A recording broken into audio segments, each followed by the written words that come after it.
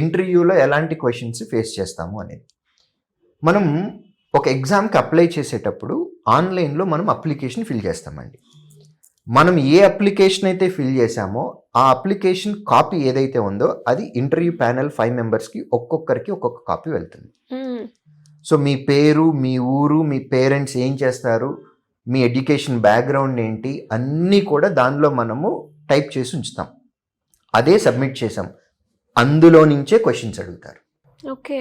మీ పేరుకి ఏదన్నా ఇంపార్టెన్స్ ఉందా, మీ పేరు యొక్క మీనింగ్ ఏంటి, మీ పేరుతోటి గతంలో ఎవరైనా ఫేమస్ పర్సనాలిటీస్ ఉన్నాయా,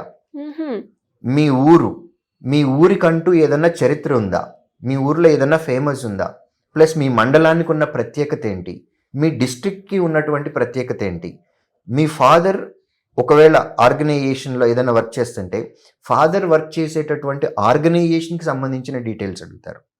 ఫాదర్ ఒకవేళ వ్యవసాయానికి సంబంధించిన అయితే అగ్రికల్చర్కి సంబంధించిన క్వశ్చన్స్ కూడా అడుగుతారు. ఇంటర్వ్యూలో అడిగే క్వశ్చన్స్ అన్నీ కూడా మన అప్లికేషన్లో సబ్మిట్ చేసినటువంటి డీటెయిల్స్ నుంచే ఉంటాయి.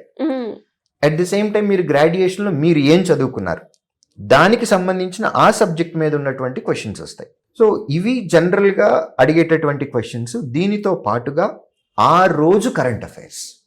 Okay. So and that particular day news paper headlines చూసుకొని వెళ్ళటం అనేది చాలా చాలా ఇంపార్టెంట్. ఎందుకంటే ఆ రోజు కరెంట్ అఫైర్స్ కూడా క్వశ్చన్స్ అడుగుతారు. దాంతో పాటుగా మనకి ఇండియాలో ఉన్నటువంటి బర్నింగ్ టాపిక్స్ ఏవైతే ఉన్నాయో కరెంట్ అఫైర్స్కి సంబంధించి దాన్ని కూడా క్వశ్చన్స్ అడుగుతారు.